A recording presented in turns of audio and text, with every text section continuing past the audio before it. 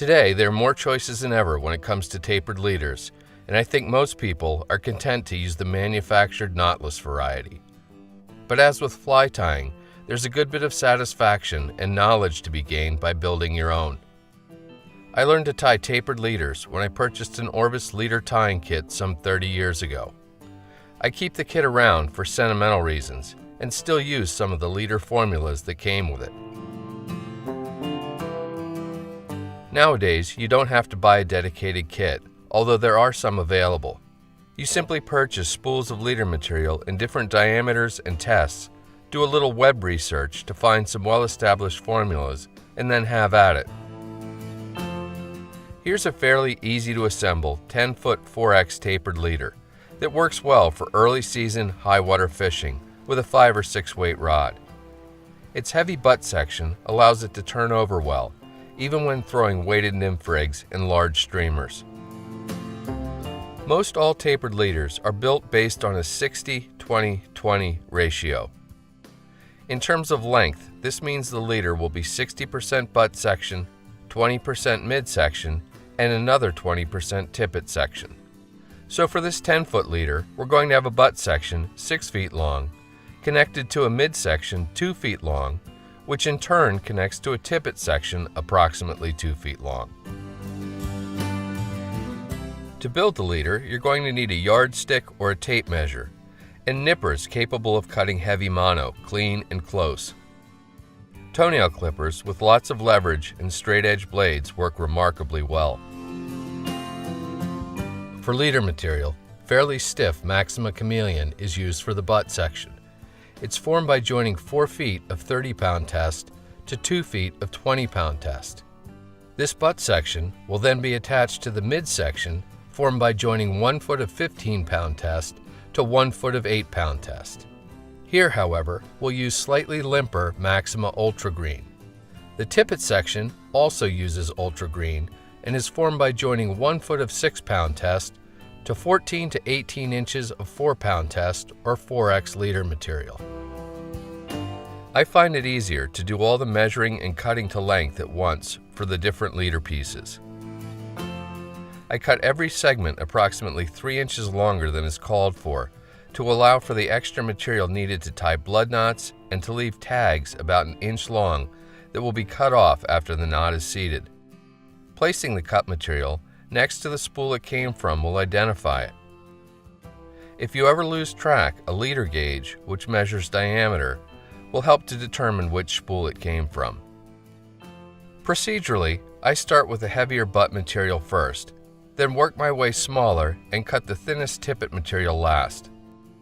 Once you have all the segments cut to the correct length and laid out with their corresponding spool, it's time to begin the building or tying process. Get hold of the 4-foot long piece of 30-pound chameleon. On one end, tie a perfection loop. It's important this particular knot be seated very well, especially when using heavy mono. Snip the tag end off, but not too close. The loop allows the butt end of the leader to be attached via loop-to-loop connection to the loop on your fly line. As a result, leader changes are easy as compared to re-nail knotting your leader to the fly line every time. If hinging is a problem for you, by all means use the nail knot method. Pick up the segment of 20-pound test and cross it over the non-loop end of the first segment in preparation for tying a blood knot with 3 turns on either side.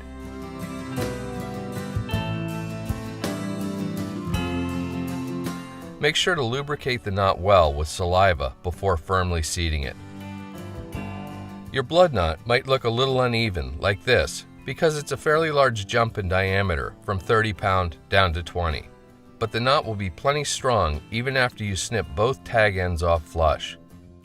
With the 2 segments joined, you've completed the butt section of the leader.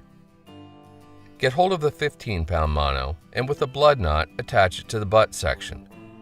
As a habit, I like to bring the tag end of the left side of the blood knot from back to front and the tag end on the right from front to back.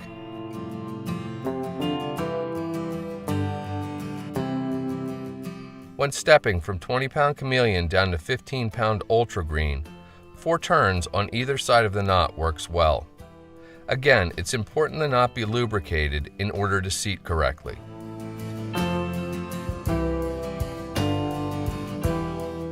Continue building the rest of the leader, segment by segment, in the same manner, finally attaching the length of 4x tippet to the 6-pound test to form the whole tippet section. Blood knotting this final segment on means you need to cut back into the previous segment and tie another blood knot every time you replace your tippet.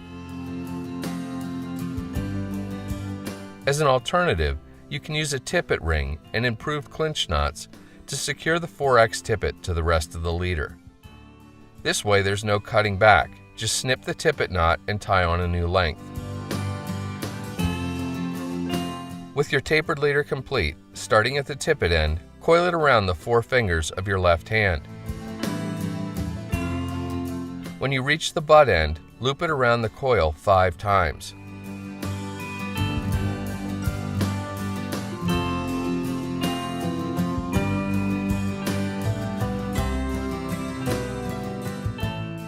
Post-it notes with a sticky edge folded over work well for identifying different leaders, as they all look about the same once they're coiled. Small resealable bags available at craft stores are great for keeping leaders protected and organized. Don't be afraid to experiment with a variety of leader formulas. Oftentimes, changing your leader to suit the conditions can make all the difference in the world. When you go to use one of your leaders, take it out of the bag and insert the fingers of your left hand into the coil, like so. Get hold of the loop end and count to remove the 5 turns holding the coil together. This will allow the rest of the leader, including the delicate tippet, to come off your fingers smoothly without tangling. Building your own tapered leaders isn't for everyone, but it's one of those things that all fly fishermen really should know how to do.